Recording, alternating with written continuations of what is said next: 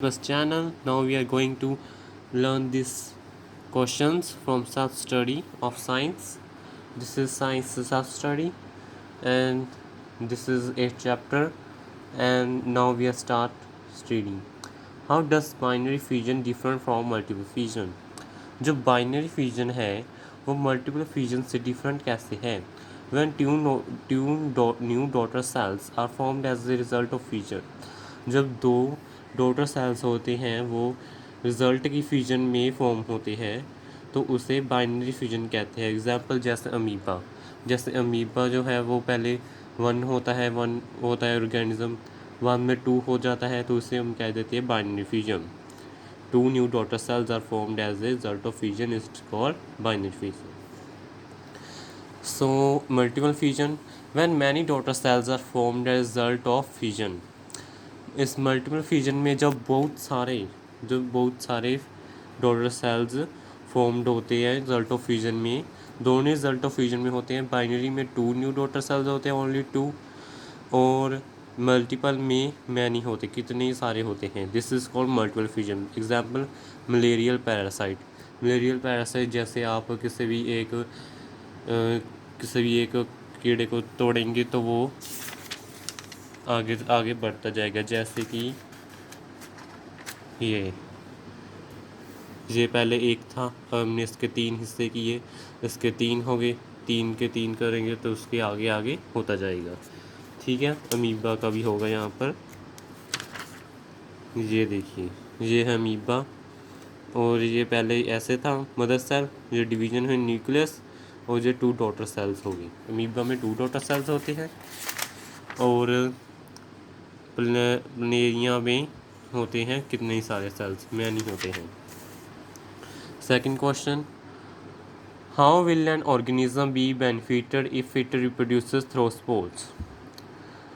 सो एक ऑर्गेनिज्म को अगर ऑर्गेनिज्म स्पोर से रिप्रोड्यूस करता है तो उससे क्या फ़ायदे होंगे.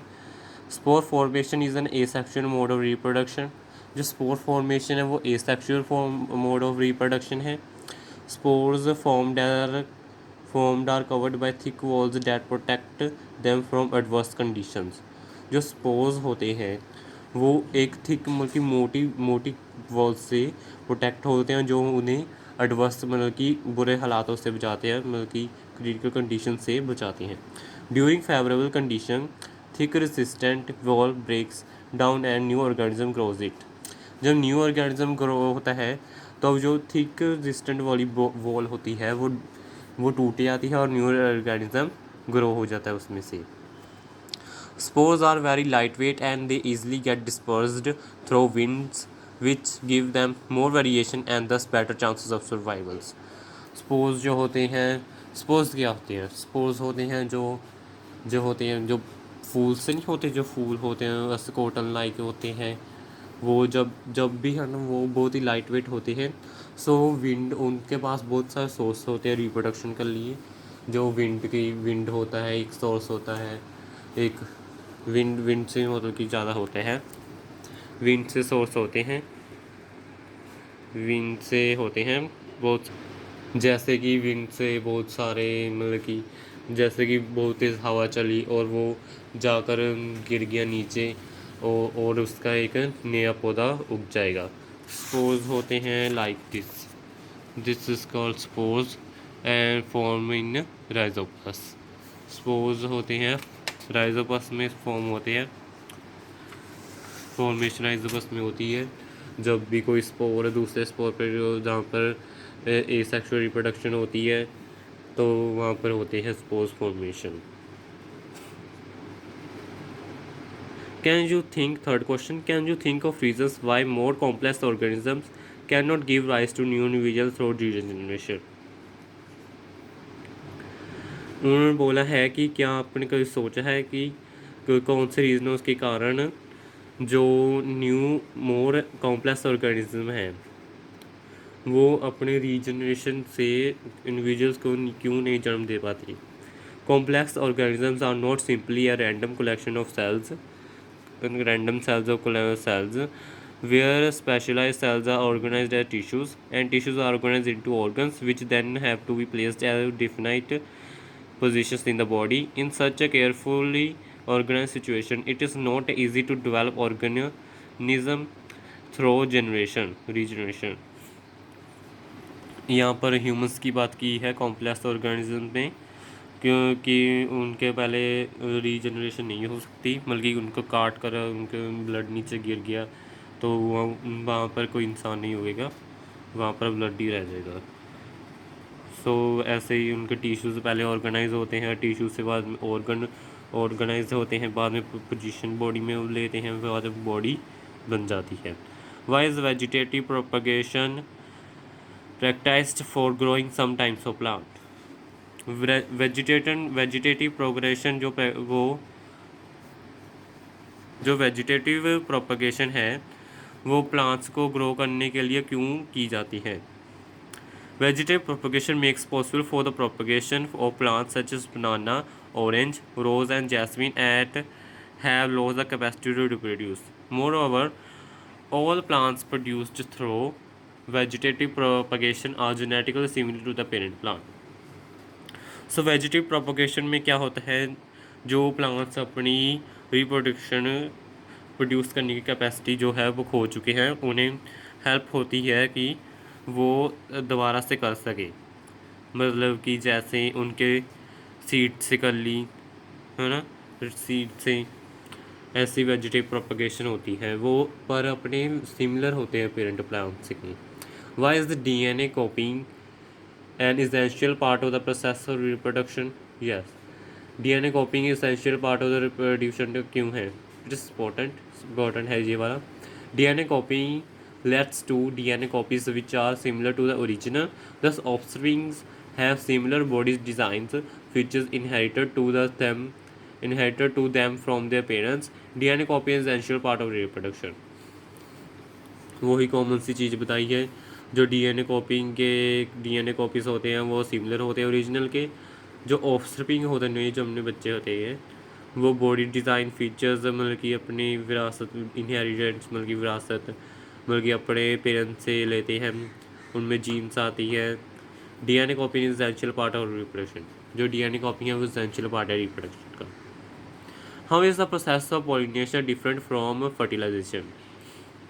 जो प्रोसेस ऑफ पॉलिनेशन है वो फर्टिलाइजेशन से कैसे डिफरेंट है? Pollination is the transfer of pollen grains from the anther to the stigma of a flower, whereas fertilization is the fusion of male gamete with female gamete. Pollination है जो वो transfer होता है pollen grains, pollination process होता है जिसमें pollen grains transfer होते हैं anther to stigma of the flower.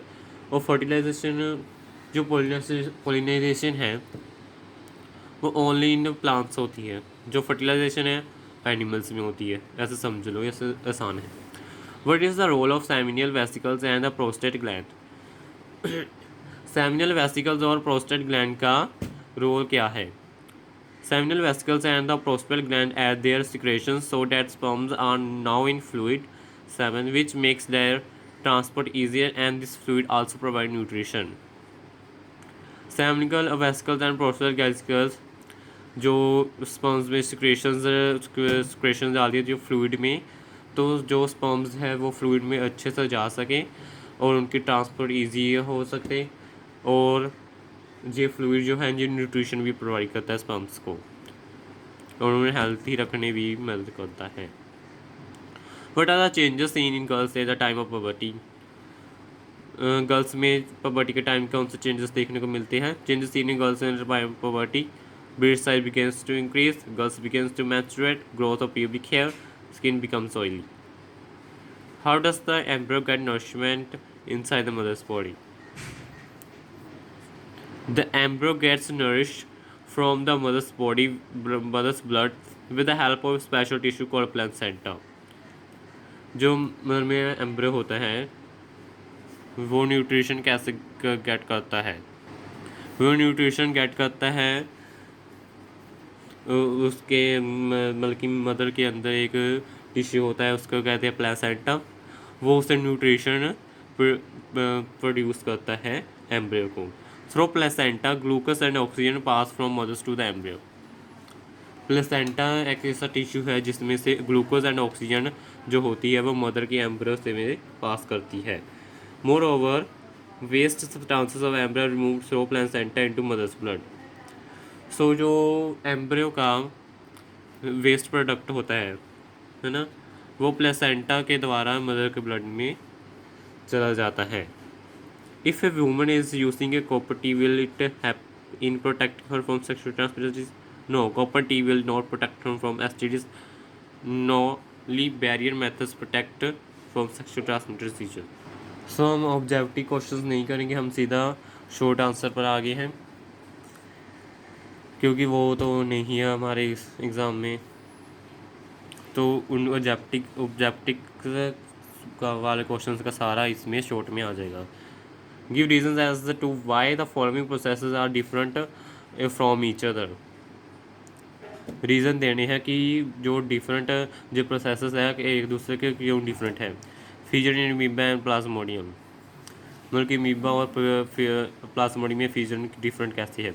In amoeba binary fusion occurs, that is the cell divide into two daughter cells. Amoeba में why in Plasmodium multiple fusion occurs, that is the cell divide into many daughter cells. ये पहले भी समझाया था। Amoeba में binary fusion होती है जिसमें टू डॉटर सेल्स होते हैं, और प्लाज्मोडियम मल्टी फ्यूजन होती है जो सेल में मैनी डॉटर सेल्स में प्रोवाइड होते हैं। Binary fusion from fragmentation, binary fusion और fragmentation. In binary fusion a cell divides into two daughter cells two daughter cells into two daughter cells, while in fragmentation the body of multicellular organism divides into two or more parts which grow. Binary fusion ये वही आ गया। Fragmentation also multicellular organism like, हम इसे कह सकते हैं प्लनेरिया प्लनुइया वाला, जिसको एक काट कर दो बन जाते हैं, मल्टीसेलुलर ऑर्गेनिज्म डिवाइड हो जाता है। तो नेक्स्ट है define the following process of asexual reproduction. Asexual reproduction के फॉलोइंग प्रोसेस हमें डिफाइन करने हैं। Spore formation, this is important. Reproduction seen in organism by formation of spores, मतलब कि ऑर्गेनिज्म में रिप्रोडक्शन देखने को मिलती है जब फॉर्मेशन ऑफ स्पोर्स होती है। तो सेकंड है regeneration. Organisms are not into n number of pieces and each piece grows into a complete organism।